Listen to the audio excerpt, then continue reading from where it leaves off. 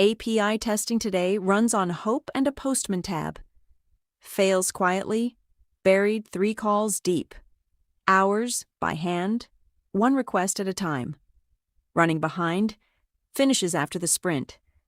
Debugging blind. No record of what happened. One agent closes every one of those gaps. Starting from whatever you've got, spec, HAR, Postman, or nothing at all. Discover, generate, build and run, report.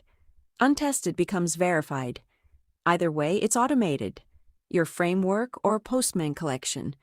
Your call. Endpoint in, verified coverage out. Every failure mode becomes one automated, proven step. Everything starts with the setup agent. It asks 3 quick questions. First, the test approach. Postman or automation? For this run, I chose automation, so everything downstream gets built as a feature file and executed through our automation framework. Second, the authentication method.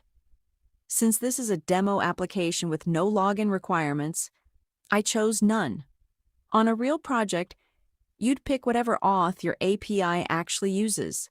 Third, the environment, the base URL the agent should test against. Once I answer those 3 questions and submit, the profile is saved and setup is done. It's a one-time step per project. Next is the discovery agent. This is where it finds out what endpoints actually exist. It supports a few different inputs: a HAR file, an open API or Swagger spec URL, or an existing Postman collection. If you don't have any of those on hand, you can tell it to explore live instead. For this run, I chose Explore Live via Playwright. With no input file to work from, the agent drives the application itself, using the Playwright MCP's network request tool to capture every AP I call the app actually makes as it's used. Once it's done, it hands back a full list of connected endpoints, the real surface of the API, not a guess. With the endpoints mapped, the next step is generating test cases. I ran the Generate Test API agent, and it produced test cases for every endpoint, about 25 in total. The coverage isn't just happy path checks. It includes negative test cases, mass assignment tests, and IDOR. Insecure direct object reference checks. So the suite is actually testing for real API weaknesses, not just confirming things work.